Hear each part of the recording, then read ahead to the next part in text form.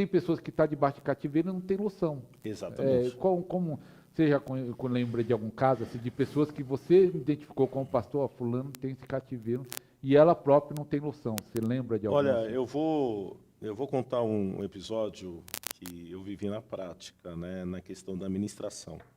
Eu pastoreava uma igreja, né, em Santo André, ali na região do Represa, e uma jovem foi convidada por uma irmã, né, da nossa igreja para estar lá. E essa jovem, Deus já me deu o discernimento para orar por ela quando nós fizéssemos a oração da fé. E essa jovem foi dito e feito. Coloquei a mão sobre a cabeça dela, ela caiu. E houve-se ali uma luta de aproximadamente 20 minutos para os demônios assim se sujeitarem e sair. Porém, devido à resistência e à demanda, porque quem é libertador, ele vai ver que há uma diferença muito grande na questão do exorcismo, porque os demônios, eles sempre vão resistir, né? Satanás, ele teve que ser expulso do céu, né? Ele não foi convidado a sair, ele teve que ser expulso. Desde então, a libertação, você tem que ordenar a expulsão, seja de qualquer espírito que esteja agindo. Eu fui fazer a questão da triagem, eu fui coletar informações a respeito daquela moça. Porque nem tudo Deus ele vai trazer a revelação ali naquele momento. Porque o exorcismo ocorre ali, porém a libertação é com o discipulado, de fato. Que aí você tem que entender a causa do cativeiro, tem que entender até mesmo quanto tempo faz que existe aquele cativeiro. Quanto maior tempo o cativeiro está existente, mais difícil e trabalhoso é para tirar a pessoa. Quer ver um exemplo?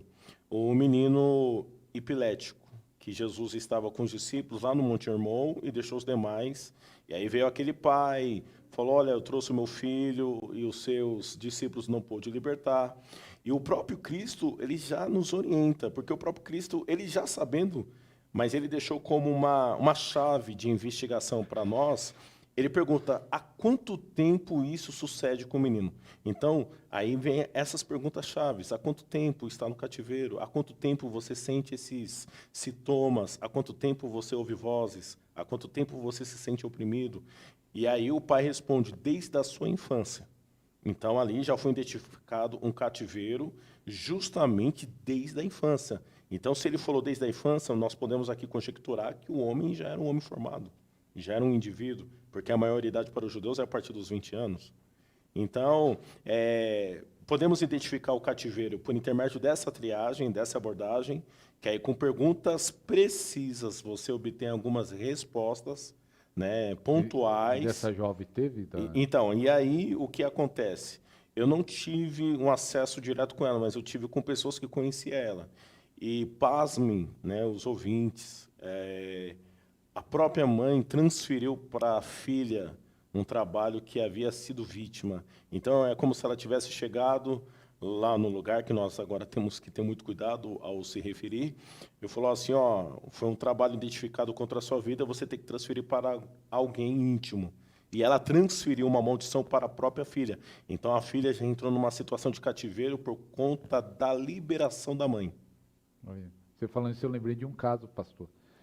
Lá no Pernambuco,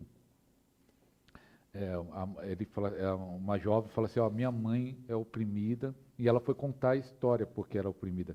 Ela disse que o tio dela, irmão da mãe, estava já morrendo, não sei se era câncer, estava em fase terminal, e ele chamou toda, quando a família estava toda reunida, disse que chamou a mãe dela, e falou, ó, segura minha mão.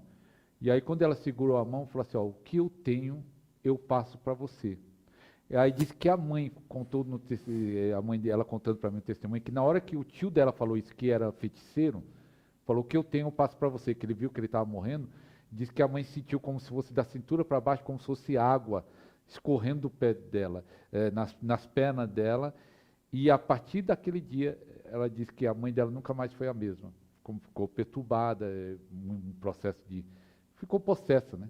Ele passou realmente. Igual nós falamos muito de transferência de unção, de dons, ou impartições, tanto do lado de Deus, mas o inimigo também transfere. Às vezes tem legalidade, às vezes tem portais que é aberto, como essa mãe que o próprio pastor está dando exemplo, que falou, eu vou passar para minha filha, ela deu autoridade para o inimigo oprimir.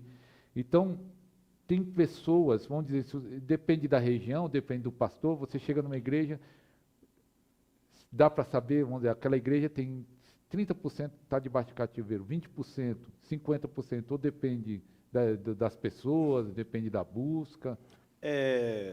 Tem situações que tem a sua particularidade, mas os modus operantes acabam sendo padrão, né?